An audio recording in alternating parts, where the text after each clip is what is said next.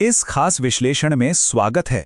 आज दुनिया के 7 अजूबों में शुमार एक ऐसी भव्य इमारत का गहराई से अध्ययन किया जाएगा जो सदियों से कला और रहस्य का केंद्र रही है। पुराने नक्शे, प्राचीन शहरों के खंडरों और ऐतिहासिक कहानियों के बीच ये इमारत इतिहास के पन्नों में एक चमकते हुए हीरे की तरह दर्ज है। सफ़ेद संगमरमर से बनी ये विशालकाय संरचना सिर्फ ईंट और पत्थर का कोई पुराना ढांचा नहीं है। ये एक जीता जागता अनुभव है जो देखते ही सीधे दिल में उतर जाता है। तो चलिए इसमें गहराई से गोता लगाते हैं। एक बेहद हैरान कर देने वाला सवाल सामने आता है, क्या सच में कोई इमारत धूप के हिसाब से अपना रंग बदल सकती है? जी हां, दिन के अलग अलग समय पर सूरज की रोशनी के हिसाब से इसका रंग वाकई बदलता हुआ दिखाई देता है। सुबह की पहली सुनहरी किरण के साथ ये एक प्यारी सी गुलाबी आभा बिखेरते हुए नजर आती है और ढलते सूरज के साथ इसका रूप बिल्कुल ही अलग हो जाता है। ये कोई जादू नहीं है, बल्कि एक ऐसी कमाल की वैज्ञानिक और कलात्मक सोच का नतीजा है जिसे सदियों पहले ही साकार कर दिया गया था। निर्माण की प्रेरणा, एक शाही विरासत। आइए इसके पीछे की कहानी और उस दौर के पन्नों को पलटते हैं। और यह आंकड़ा बहुत ही शानदार तरीके से दर्शाता है कि इस महान सोच को हकीकत में बदलने के लिए कितने बड़े पैमाने पर इंसानी मेहनत और शिल्पकला की जरूरत पड़ी होगी। 20,000। ध्यान दीजिए, ये कोई साधारण संख्या नहीं है।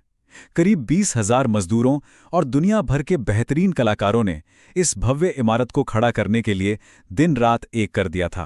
प्राचीन विश्व के सबसे बड़े और असाधारण मानवीय प्रयासों में इसका गिना जाना बिल्कुल तय है।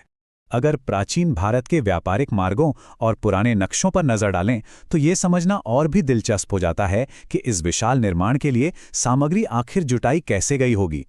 ये जो चमकता सफ़ेद संगमरमर आज इस इमारत की सबसे बड़ी पहचान बन चुका है, उसे खास तौर पर राजस्थान के मकराना से मंगवाया गया था।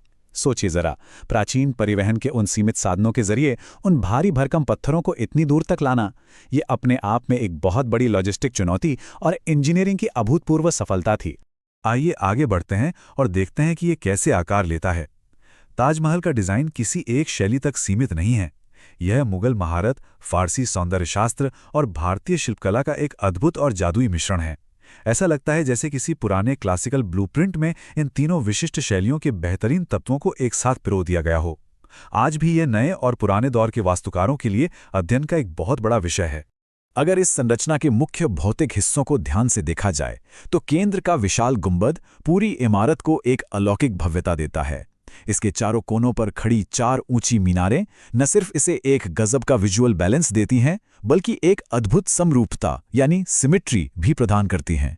इसके अलावा दीवारों पर की गई सुंदर नक्काशी, जिसमें प्राचीन कलाकृतियों और शिल्प कौशल की बारीक झलक मिलती है, वो किसी का भी ध्यान पूरी तरह से अपनी ओर खींचने के लिए काफी है।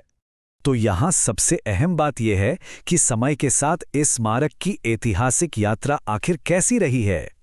साल 1632 में जब इसका निर्माण शुरू हुआ था, तब शायद ही किसी ने सोचा होगा कि इसे पूरा होने में पूरे 22 साल का लंबा और थका देने वाला वक्त लग जाएगा। आखिरकार 1654 में जाकर यह महान काम पूरा हुआ और इसकी इसी अतुलनीय ऐतिहासिक अहमियत को देखते हुए दशकों बाद साल 1983 में यूनेस्को ने इसे विश्व धरोहर घोषित कर दिया। आज ये इमारत सिर्फ एक पुरानी कलाकृति या इतिहास का कोई साधारण पन्ना भर नहीं है। यह सच्चे प्यार, बेजोड़ कला और गौरवशाली भारतीय इतिहास का एक जीता जागता प्रतीक है। और यही वजह है कि हर साल देश विदेश से लाखों पर्यटक यहाँ खींचे चले आते हैं और इसे बहुत ही गर्व के साथ भारत की शान कहा जाता है। ये प्राचीन युग की एक ऐसी अमूल्य विरासत है जो आधुनिक दुनिया में भी पूरी तरह से प्रासंगिक और प्रभावशाली है। जब इस पूरी शैक्षिक यात्रा पर नजर डाली जाती है, जहां प्राचीन भारत के नक्शों और निर्माण स्थलों से लेकर एक आधुनिक विश्व धरोहर तक का सफर तय किया गया है, तो अंत में एक विचार गहराई से झकझोर देता है। क्या मानवीय समर्पण और प्रेम सच में समय के विनाशकारी मार से बच सकता है?